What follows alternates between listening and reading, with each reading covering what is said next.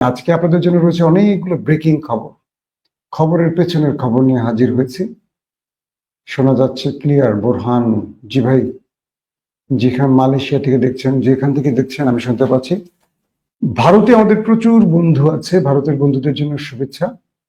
তারা অনেক কঠিন সিচুয়েশনে আছেন আমরা বুঝতে পারছি। আমরা 16টা বছরে শেখ হাসিনার আমলে যেমন বাংলাদেশে যারা একটু ধর্ম পালন করে কঠিন মুহূর্তে ছিল, আর ভারতের ভাইরা বোধ হয় আজীবনই কঠিন মুহূর্তে আছেন, আর বিজেপি ক্ষমতায় আসার পর তারা আরো বেশি কঠিন মুহূর্তে আছেন, সেটা বোধ করে বুঝতে পারছেন। একজন বলছেন, আসসালামু আলাইকুম আসলাম ভাই, উপদেষ্টা মাহফুজ আলমের বিষয়ে কিছু বলেন। বলবো, দেখি আগামীকাল পরশু বলবো। আজকের বিষয় টোটাল পাকিস্তান ভারত প্রসঙ্গে। আজকে যে বিষয়গুলো নিয়ে কথা বলতে চাই, পাকিস্তান একা 5টি দেশের সাথে লড়াই করে বিজয় লাভ করেছে। 2 নম্বর বিষয়, ডোনাল্ড ট্রাম্প এবার নিজেই জানালেন তিনি ভারত পাকিস্তানের সাথে কাশ্মীর ইস্যুর সমস্যার সমাধানে কাজ করতে চান, রক্তারক্তি বন্ধ করতে চান। 3 নম্বর ইস্যু হলো পাকিস্তান ভারত যুদ্ধ, মাঝখান থেকে শ্রেষ্ঠত্বের মুকুট পড়ল তুরস্ক এবং চীন। আর সর্বশেষ যে বিষয়টি, নরেন্দ্র মোদী যে লক্ষ্যে লড়াইটা শুরু করেছিলেন, যুদ্ধটা শুরু করলেন, তা পুরোটা ব্যর্থ হয়েছে এবং তিনি দেশে বিদেশে ব্যাপকভাবে চাপের মধ্যে রয়েছে। অন্যদিকে বিশ্বব্যাপী পাকিস্তান সেনাবাহিনীর প্রশংসা ভাসছে এখন। দর্শক, একটা একটা করে খবরগুলো দিচ্ছি আপনাদের।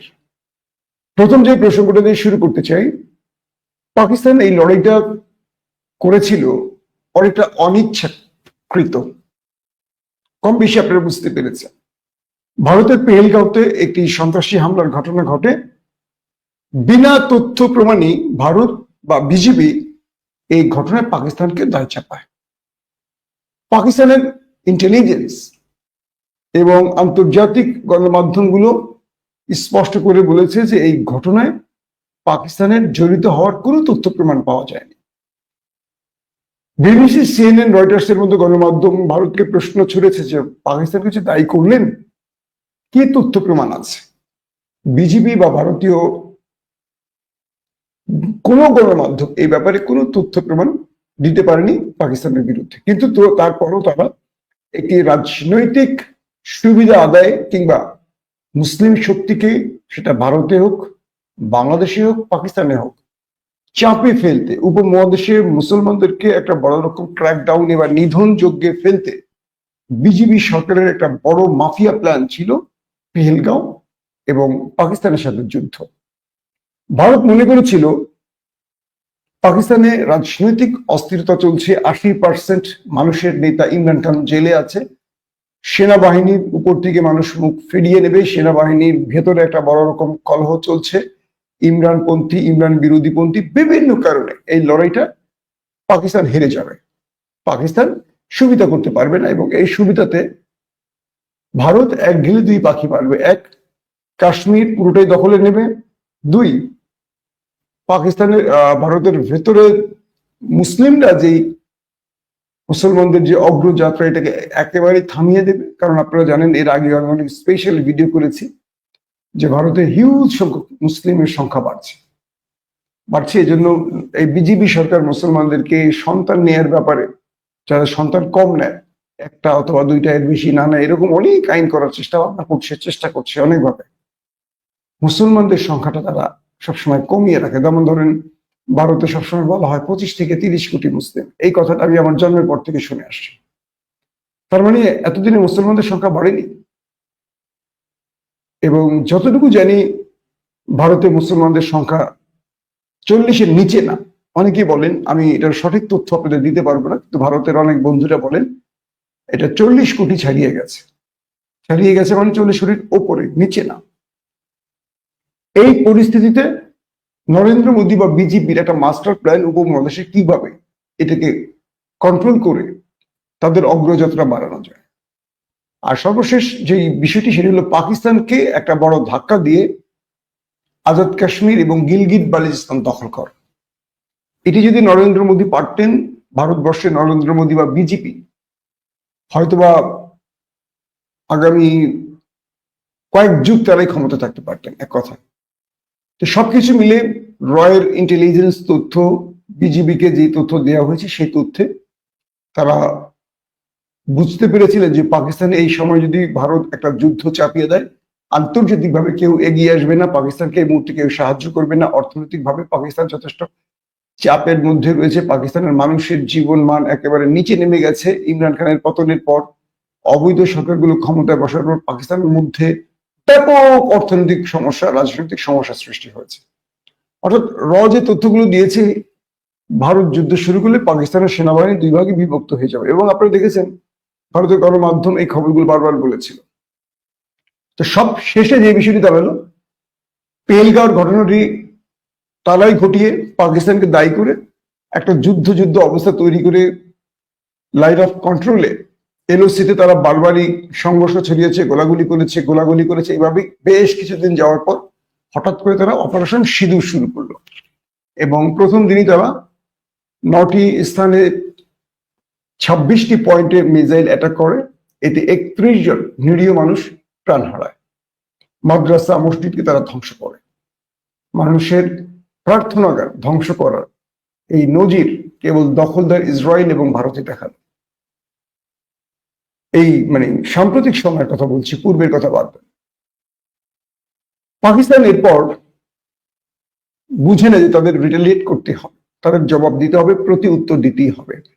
পাকিস্তান একটু সময় নেয় এবং ভারত কৌশলগতভাবে তারা পাকিস্তানকে মোকাবেলার জন্য নানান রকম চেষ্টা করে, কিন্তু পাকিস্তান এই বিষয়গুলোকে বুঝতে পারে এবং খুব ঠান্ডা মাথায় তাদেরকে প্রতিহত করে। যেদিন ভারত অপারেশন সিঁদুর শুরু করে, সেদিন ভারতকে কেবল প্রোটেক্ট করার নামে, আত্মরক্ষার নামে মোটামুটি ধসিয়ে দেয় পাকিস্তান। আক্রমণ না, শুধু আত্মরক্ষার নামে ধসিয়ে দেয়। এরপরেই পাকিস্তান, আপনারা দেখেছেন গতকালকে একটা বড় রকম ক্র্যাকডাউন চালায়, ক্র্যাকডাউন বলবো না, বড় রকম যুদ্ধ শুরু করে।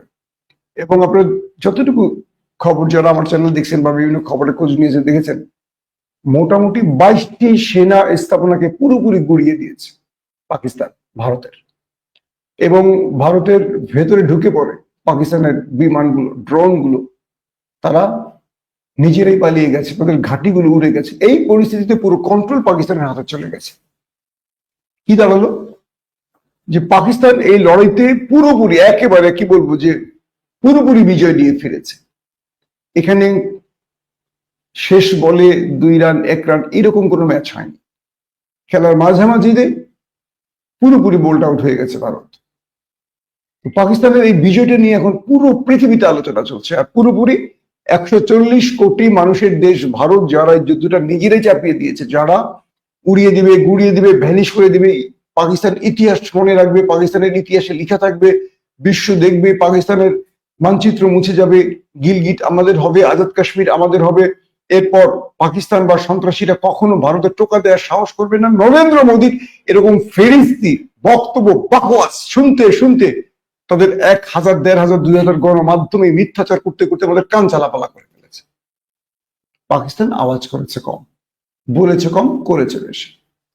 পাকিস্তান অপারেশন বা বুনিয়ানুল মার্সুস দিয়ে তাদেরকে মোটামুটি সরিয়ে দিয়েছে।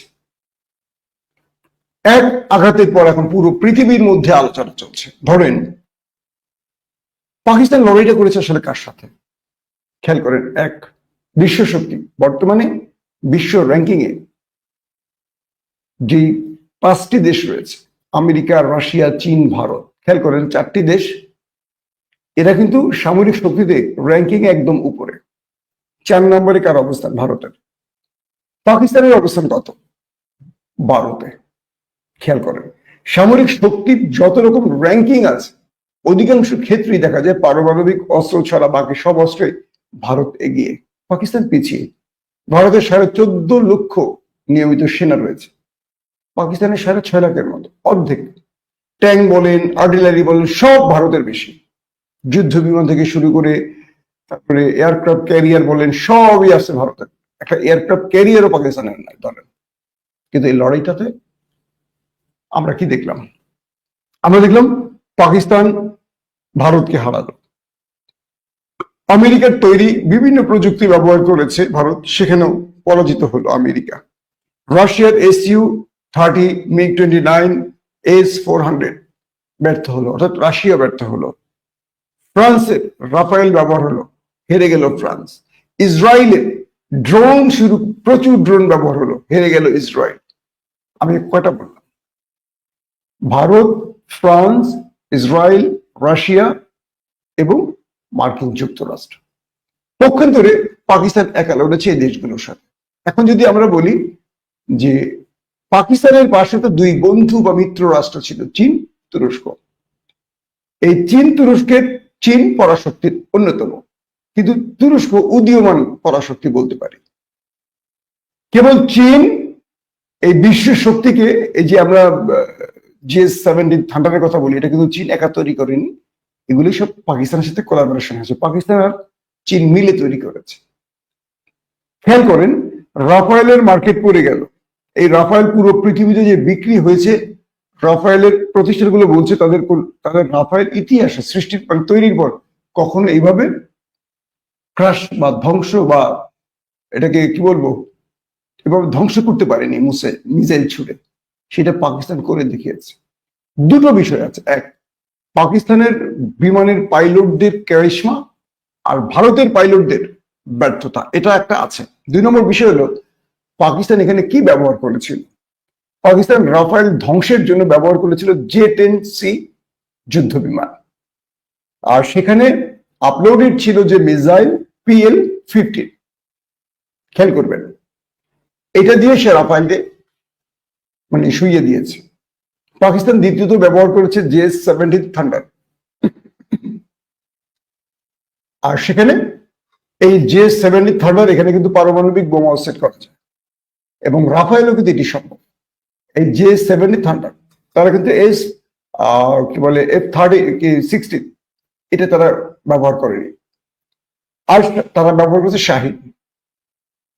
আর তারা JS-17 থান্ডারে মিসাইল সেট করেছে ফাতিহ। তো পাকিস্তান প্রথমে ভারতের ভেতরে 350 থেকে 400 সোনগার তুর্কির ছোট ড্রোন ছেড়ে দিয়েছে। এই ড্রোনগুলো দেখবেন যে মেশিন গান, রকেট লঞ্চার, এরকম কিছু বিশেষ আগ্নেয়াস্ত্র ব্যবহার করতে পারে। খুব ভারী মিসাইল বা একটু ভারী কোনো বিস্ফোরক বহন করে না সাধারণত। খুব কার্যকর একটা বিষয়, এবং অটোমেটিক সিস্টেম এটা চলে। তো পাকিস্তান 350 থেকে 400 ঢুকিয়ে দিয়েছে ভারতের মধ্যে এই ড্রোনগুলো। এই ড্রোনগুলো ঢুকে টার্গেটে একে একে অটোমেটিক খেলছে। আর ভারত কি করলো, তারা এই ড্রোনগুলোকে ধ্বংস করতে বিজি হয়ে গেল। তাদের মিসাইল S-400 এর মধ্যে দিয়ে সাই করে আকাশ কাঁপিয়ে ঢুকে গেল J-10 যুদ্ধ বিমান এবং 17 থান্ডার। ঢুকেই তারা একের পর এক অ্যাটাক শুরু করলো। আপনারা হয়তো সোশ্যাল মিডিয়া ভিডিও দেখছেন যে একজন ফাইটার JS-10 তারা ভারতের মধ্যে ঢুকে অ্যাকশনে আছে। ভারতের বিভিন্ন পয়েন্ট থেকে মিসাইল, S-400 থেকে মিসাইল, এবং বিভিন্ন কি বলবো ভূমি থেকে আকাশে যে মিসাইল গুলো এই J-10 এবং থান্ডারকে ধ্বংস করতে, ভূপাতিত করতে তারা ছড়েছে প্রচুর সংখ্যক। কিন্তু পাইলট সবাইকে ফাঁকি দিয়ে দেখছে কিভাবে আকাশে ডিগবাজি মেরেছে এটা যুদ্ধ বিমানটা, দেখতেছে চারদিক থেকে আসছে, সেইখান থেকে সে কিভাবে কিভাবে কিভাবে টোটাল, এবং সে নিজেই ওখান থেকে গুজরাটের তাদের কি বলবো বিস্ফোরক তৈরি বা সামরিক অস্ত্র তৈরির কারখানাকে উড়িয়ে দিয়েছে। এরকম বহু ভারতীয় সামরিক আস্তানা, কারখানা, স্টোরেজ উড়িয়ে দিয়েছে। ভারত জোরে সোরে চিৎকার করতে পারছে না। ভারতের সবচেয়ে বড় কঠিন জায়গাটা হলো কি জানেন, তারা মার খেয়েছে কিন্তু জোরে কাঁদতে পারতেছে না। জোরে কাঁদলে তো পুরো ভারতীয়দের কাছে এই বিজেপি সরকারের পতন হয়ে যাবে, বিশ্বের কাছে পাকিস্তানের কাছে তাদের পরাজয় মেনে নিতে হবে, স্বীকৃত হয়ে যাবে। এখন ভারত অতটুকুই বলছে যতটুকু বলে তারা ফেস সেভিং করতে পারবে, ইজ্জত রক্ষা করতে পারবে। খুব সিম্পল একটা ব্যাপার। পাকিস্তান যখন রিটেলিয়েট করলো তার আগেই সৌদি আরব, কাতার, কুয়েতের কাছে এবং মার্কিন যুক্তরাষ্ট্রের কাছে ভারত আবেদন করেছে যে সিজফায়ার করুন, যুদ্ধবিরতি করুন। এটা আলোচনা করে পাকিস্তানকে যুদ্ধ থেকে সরিয়ে আনেন। যখন নিজেরা অপারেশন সিঁদুর শুরু করলো তারপরের কথা এটা। রাফায়েল গুলো যখন পড়ে গেল, পাকিস্তান এখানে খুব কৌশলে একটা কাজ করছে। তারা বুঝতে পারছে যে আমেরিকা একটা বড় চাপ দেবে, ডোনাল্ড ট্রাম্প একটা চাপ দেবে, চাপ দিলে যুদ্ধটা আর কন্টিনিউ করা যাবে না। তাহলে কি করতে হবে? একসঙ্গে একটা অ্যাকশনে মোটামুটি ধসিয়ে দেয় সবগুলো, ধীরে ধীরে না। পাকিস্তান একযোগে অ্যাটাক করেছে, একযোগে প্রত্যেকটা ফ্রন্ট থেকে নিচে এলওসি বা ইন্টারন্যাশনাল বর্ডার, অন্যদিকে আকাশে শাহিন, J-70 থান্ডার, J-10C, পাশাপাশি তুর্কি ড্রোন, বাইরাক্তার, সবগুলো একসাথে ছাড়ছে। বাইরাক্তার TB2 কে তারা ব্যবহার করেছে কি খুব পরিকল্পিত, যেহেতু দামি ড্রোন বড়, এটাকে তারা সোনগার্ডের সঙ্গে ছেড়ে দিল। সোনগার্ড মোটামুটি যখন তাণ্ডব চালানো শুরু করলো, ওরা নিচ থেকে ফালালো একটা একটা করে। তো একটা ড্রোনের ধরেন দাম 10 টাকা, তারা 50 টাকার মিসাইল দিয়ে সেই ড্রোনটাকে মারতেছে। বুঝতে পারছেন যে এই কাজটা ইসরায়েলের সাথে ইরান বা হিজবুল্লাহ বা হুতি বা হামাসরা করে থাকে। ওরা আয়রন রুম থেকে যে মিসাইল গুলো, আয়রন রুমের ব্যাটারি থেকে যে মিসাইল গুলো ছড়ে, ধরেন এটার দাম 100 টাকা, আর হামাস যে রকেট গুলো মারে সেগুলোর দাম ধরেন 2 টাকা। 100 টাকা দিয়ে 2 টাকা ধ্বংস করা।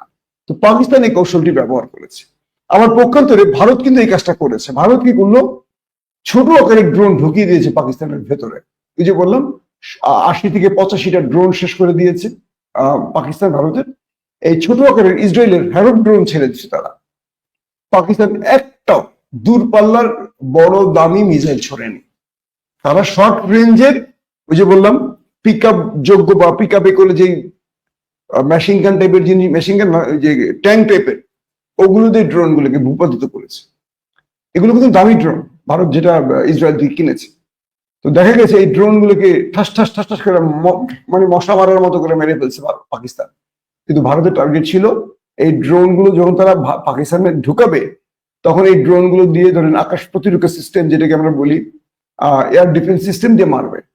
তো ভারত ঘরে বসে, তারা তো ড্রোন গুলোর সাথে ক্যামেরা আছে, তারা তো বসে গেছে সিস্টেমে, মনিটরে বসে আছে, তারা দেখতে পাচ্ছে যে এই ড্রোন গুলো পাকিস্তানে ঢুকছে কোত্থেকে, দূরপাল্লার বা তাদের বড় বড় আকাশ প্রতিরক্ষা সিস্টেম থেকে অ্যাকশন আসে, মানে মিসাইল ছোড়া হয়, তখন তারা সেখানে অ্যাটাক করবে। পাকিস্তান কৌশলে একদম চুপ ছিল এই জায়গাগুলোতে। পাকিস্তান ভ্রাম্যমান যেগুলো মুভ করছে, মুভিং এর মধ্যে আছে, এইসব দিয়ে ড্রোন গুলো ফালালো। অর্থাৎ ভারত যে পরিকল্পনা করলো, সেই পরিকল্পনা বুঝে পাকিস্তান তাদের টেক্কা দিল। কিন্তু পাকিস্তান যে পরিকল্পনা করলো ছোট ড্রোন ঢুকিয়ে পরবর্তী বাইরাক্টার ঢুকাবে, পরবর্তী J-10 ঢুকাবে, পরবর্তী PL-15 ঢুকাবে, পরবর্তী শাহিন ঢুকাবে, ফাতি ঢুকাবে, কিংবা J-70 থান্ডার ঢুকাবে, এইটা তাদের ছিল প্ল্যানিং একটা প্রোগ্রাম। এখন পর্যন্ত ভারতের ভূমিতে ঢুকে যে তাণ্ডব পাকিস্তান চালালো, একটা বিমান ধ্বংস করতে পারেনি, একটা পাইলট আটক করতে পারেনি। পক্ষান্তরে ভারত অনেক বড় মারা খেয়ে গেছে। শ্রীনগর, তারপর তাদের রাজস্থান, গুজরাট নরেন্দ্র মোদীর বাড়ির সামনে গিয়ে অ্যাটাক করেছে। বুঝতে পারছেন, ওরা মসজিদ ভাঙছে বলে ওরাও গুজরাট না রাজস্থান কোথায় একটা জায়গা দেখলাম খবরে, ওদের বিশাল আকারের মন্দির উড়িয়ে দিয়ে এসছে। প্রতিশোধের জায়গাটা আসলে এমনই হওয়া উচিত।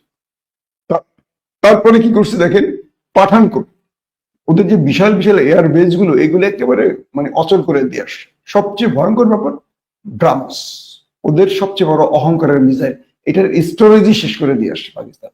অর্থাৎ পাকিস্তান যে ক্ষতিটা করেছে 84 থেকে 85 বিলিয়ন মার্কিন ডলারের ক্ষতি করে দিয়ে এসছে। এটা রয়টার্সের খবর। পাকিস্তান আসেন, এই সিনারি তো আপনারা দেখলেন। তো এই সিনারিতে এই মুহূর্তে ফ্রান্সের গালে হাত, আমাদের রাফায়েল ব্যর্থ। রাশিয়ার ভ্লাদিমির পুতিনের গালে হাত, আমাদের S-400 ব্যর্থ, আমাদের Su-30 ব্যর্থ, MiG-20 বাদ দিলাম। মার্কিন যুক্তরাষ্ট্রের বিভিন্ন সামরিক অস্ত্র, ড্রোন ব্যবহার করেছে, সেগুলো ব্যর্থ। ইসরায়েলের ড্রোন ব্যর্থ। সফলকে তুর্কি, জ্যামার ড্রোন, আর চীনের মিসাইল অ্যান্ড যুদ্ধ বিমান। এখন চীনের আর তুরস্কের ঈদ যাচ্ছে। একদিকে তাদের প্রোডাক্ট বা যুদ্ধাস্ত্রের দাম বেড়ে গেছে, শেয়ার বাজার উঠে গেছে, পুরো পৃথিবীতে এখন আলোচনা। যারা BBC, CNN, রয়টার্স, আপনারা বড় বড় গণমাধ্যমে ফলো করেন, দেখবেন পাকিস্তানের গুণগানে সব ব্যস্ত, আর নরেন্দ্র মোদীকে ধুইয়ে ছেড়ে দিচ্ছে। এখন নরেন্দ্র মোদী তার নিজের মিডিয়া দিয়ে মিথ্যাচার করছে। ভাই, ভারতের মিডিয়া ভারতের বাইরে কয়জন থাকে? একটা জিনিস বুঝতে হবে যে নিজের ঘরে নিজের ওয়াজ করে তো লাভ নাই রে ভাই। যদি ওয়াজ করতে হবে বিশ্বকে বোঝা, বিশ্ব তো বুঝে গেছে যে এখানে বড় ফেল করেছে মিস্টার নরেন্দ্র মোদী। এখন বিষয়টা কি দাঁড়ালো? তুরস্কের এরদোয়ান এবং চীন পাকিস্তানের সাথে কোলাবোরেশন করে তাদের সাথে যে সম্পৃক্ত হয়ে যে প্ল্যানিং প্রোগ্রামটা করলো, এই তিনটি দেশ বিশ্বের শক্তিশালী 5টি মোড়লকে পরাজিত করলো। আগামী দিনের যুদ্ধ পরিকল্পনাকে তারা পরিবর্তন করে দিল এবং পশ্চিমা দুনিয়াকে চীন, তুরস্ক এটা বুঝিয়ে দিল আমরা আসছি, আমরা আওয়াজ করি কম কিন্তু আমরা কাজটা বেশি করি। চীনের J-10 এর পরবর্তী ভার্সন কি আসবে? J-20 পঞ্চম প্রজন্মের, J-10 কিন্তু 4.5 প্রজন্মের। J-20 এটা পাকিস্তানকে দেয়া হচ্ছে শিগগিরই, পঞ্চম প্রজন্মের। এরপরে আসবে J-35 বা J-36 এরকম আরেকটা, যেটা ষষ্ঠ প্রজন্ম। তার মানে পশ্চিমা দুনিয়ার যুদ্ধ বিমানগুলো এখন অন্ধ কানা হয়ে যাচ্ছে চীনের কাছে। চীন কি তৈরি করে ঘরে বসে আছে কেউ জানে না। চীন এখানে কি করছে? আবার পাকিস্তানকে দিয়ে তারা একটা মহড়া চালিয়েছে। আসলে আমাদের এইটাকে মানে ভারতের কাছে এটা আছে, ভারতের কাছে এটা আছে, ভারতের কাছে এটা আছে, তো এইটার মোকাবেলা আমরা এটা ব্যবহার করে দেখি, টেস্ট করছে। কারণ চীন সাম্প্রতিক সময় কিন্তু কোনো যুদ্ধ করেনি, যে কারণে চীন বড় ফিল্ডে তাদের অস্ত্র ব্যবহারের পরীক্ষা নিরীক্ষাটা একটু কম। তো পাকিস্তান ভারতের এই যুদ্ধে ভারত যেহেতু পশ্চিমা দুনিয়ার অস্ত্র কিনে থাকে, চীন এখানে একটা বড় রকম টেস্ট চালালো ভারতের বিরুদ্ধে। এতে করে চীনের একটা লাভ হলো যে ভবিষ্যতে ভারত চীন যুদ্ধ বাজলে চীনের পরিকল্পনা তৈরি করতে সহজ হবে। কারণ ভারত তো চীনের ধরেন, আর যদি তাইওয়ান ইস্যুতে আমেরিকার সাথে বেঁধে যায় চীনের, সেক্ষেত্রে পশ্চিমা এই ড্রোন বলি, যুদ্ধ বিমান বলি, ধরেন S-400 তো রাশিয়ার, ওদের হলো থার্ড, আমেরিকার থার্ড আছে, প্যাট্রিয়ট আছে, ওদের আছে 35। এগুলোকে মোকাবেলায় চীন কি কি প্রযুক্তি ব্যবহার করে জেনে গেছে। পাশাপাশি পুরো মার্কেট এখন চীনের দখলে চলে যাচ্ছে অস্ত্র বাজারে, কারণ চীন একটা বড় রকম নিজের মার্কেটের প্রচার করে ফেলে। তুরস্ক সেম, তুরস্কের জ্যামিং সিস্টেম পর্যন্ত S-400 কে কানা করে ফেলে। ওদের রাফায়েল ঢুকলো, তুরস্কের জ্যামার কোরাল ইলেকট্রনিক্স ওয়ারফেয়ার যেটাকে আমরা বলি, ওর চোখ কানা করে দিল। ওদের পাইলট বুঝতে পারছে না। পাশাপাশি পাকিস্তান কি রকম টেকনোলজি ব্যবহার করলো দেখেন, ওদের 2জন পাইলট যুদ্ধ বিমান নিয়ে ঢুকে গেছে, রাফায়েল নিয়ে। ওদের বিমানের মধ্যে যে কথোপকথন এগুলো পর্যন্ত লিক করে নিয়ে আসছে পাকিস্তান টেকনোলজি ব্যবহার করে। ওদেরকে মানে উপরে থাকা অবস্থায় রাডারকে লক করে ওদের সিস্টেমকে অচল করে দিয়ে জ্যামার দিয়ে তুরস্কি প্রযুক্তির মাধ্যমে, তুর্কি প্রযুক্তি, 2 পাইলট কি বলছে সেই কথাগুলো পর্যন্ত পাকিস্তানের হাতে পৌঁছে গেছে। সেখান থেকে ওরা ওদের অবস্থাটাকে বুঝে ফেলছে। অর্থাৎ ভারতের কন্ট্রোল টাওয়ার সাথে বিমানের পাইলটের কি হচ্ছে, কোথায় কি হচ্ছে, এগুলো পাকিস্তান শুনতেছিল বসে বসে। এই জ্যামার ট্যামার দিয়ে তাদের টেকনোলজিকে হ্যাক করে সব পাকিস্তান তার পকেটে নিয়ে গেছে। পাকিস্তান বিমান বাহিনী পুরো পৃথিবীতে এখন প্রশংসিত হচ্ছে, সবার কাছে প্রশংসিত হচ্ছে। দর্শক, দ্বিতীয় যে খবরটি হলো, নরেন্দ্র মোদী আজ রাতে আবারও একটা আকাম করে বসতে পারে, এরকম কিছু খবর পাকিস্তানের গণমাধ্যমে বলছে। জানি না, যে কোনো সময় যুদ্ধবিরতি লঙ্ঘন হতে পারে দুই পক্ষের এক পক্ষ থেকে। নরেন্দ্র মোদী আজকে জরুরি বৈঠক করেছেন এবং জরুরি বৈঠকে তারা বলছেন আমাদের অপারেশন সিঁদুর এখনো চলমান, যুদ্ধবিরতি চলছে কিন্তু ভারত বলছে চলমান। তার মানে যে কোনো সময় একটা আকাম ভারত করতে পারে, যুদ্ধটা আবার ছড়িয়ে পড়তে পারে। কারণ ভারত এই নির্লজ্জ পরাজয় পুরো পৃথিবীতে, এই পরাজয়টা সে কোনোভাবে মেনে নিতে পারছে না। তাকে একটা শক্ত জবাব না দিলে ফেস সেভিং হবে না। কারণ বিশ্ব জেনে গেছে নরেন্দ্র মোদী আমেরিকা বা সৌদি আরবকে দিয়ে এই যুদ্ধবিরতি করিয়েছে এবং আমেরিকা এটাকে সৌদি আরব এবং তুরস্কের সাথে পরামর্শ করে এই যুদ্ধবিরতিটি করিয়েছে। বিষয়টা বুঝতে পারছেন? তো এখানে অনেকগুলো মানে সব, পাকিস্তান কিন্তু বলেনি যুদ্ধবিরতি করতে। পাকিস্তানের টার্গেট 7 দিনের মোটামুটি আমাদের টার্গেট ফিল করে ফেল। আর ভারত যখনই মাইকটা খাইছে দেখা যায় আর দাঁড়াতে পারতেছে না, কোমর ভেঙে গেছে, সেনাবাহিনীর মনোবল ভেঙে গেছে, এয়ারবেস গুলো উড়ে গেছে, কি বলে মিসাইল কারখানা নাই, স্টোরেজ নাই, কি করবে? সঙ্গে সঙ্গে বাবা আমাদেরকে সিজফায়ার করা, যুদ্ধবিরতি করা, এর চেয়ে বড় পরাজয় কি হতে পারে?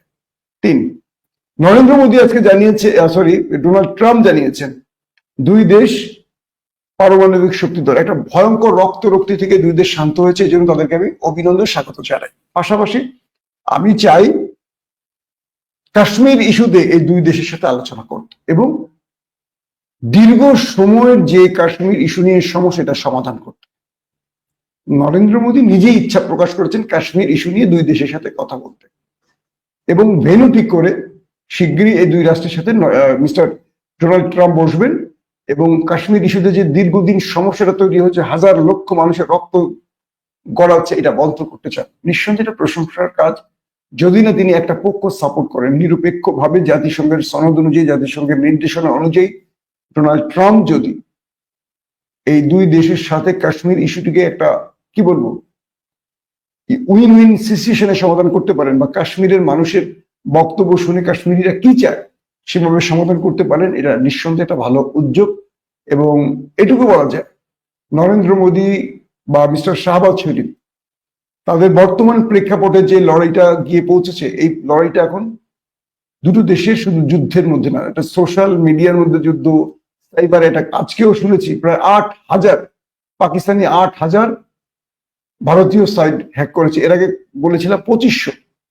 আবার আপনারা শুনতে পেয়েছেন আমাদের পিনাকি ভট্টাচার্য, ইলিয়াস হোসেন এবং কনক সরওয়ারদের মতো অনেকেরই ইউটিউব ব্লক করে দিচ্ছে ভারত। আমি চেষ্টা করলাম যে আমার ভারতের কোনো দর্শককে আমাকে দেখতে পাচ্ছেন, আমার অবশ্যই মেইল চেক করা হয়নি যে আমাকে কোনো ব্লক দিছে কিনা। ভারতের দর্শকরা যদি দেখে থাকেন একটু কমেন্ট করে আমাকে জানাবেন যে আপনি দেখতে পাচ্ছেন কিনা বা আমার চ্যানেলটা আপনাদের দেশে ব্লক কিনা। তো এখন এক বাক্যে আমরা যে বিষয়টি বুঝতে পারছি বা বলতে পারি আপনাদের যে এই সিচুয়েশনে পাকিস্তান পুরোপুরি ফর্মে আছে, কারণ পাকিস্তান এখন পুরো পৃথিবীর কাছে প্রশংসিত। আর ভারত একটা বড় রকম চাপে পড়ে তারা এখন কি বলবো লজ্জা ঢাকতে আবারও একটা বড় রকম হামলা করতে পারে। পাকিস্তানের আইএসপিআর এর বক্তব্য কিছুক্ষণ আগে দেখলাম, তারা বলছে আমরা প্রতি মুহূর্তে প্রস্তুত আছি এবং আমরা সর্বোচ্চ সতর্ক আছি। এবং এটা বলতে পারি যে কোনোভাবেই আমরা শত্রুকে ষড়যন্ত্র করে বা প্রতারণা করে আমাদের মাতৃভূমিতে আক্রমণের সুযোগ দেব না। কে বলছে? আইএসপিআর প্রধান।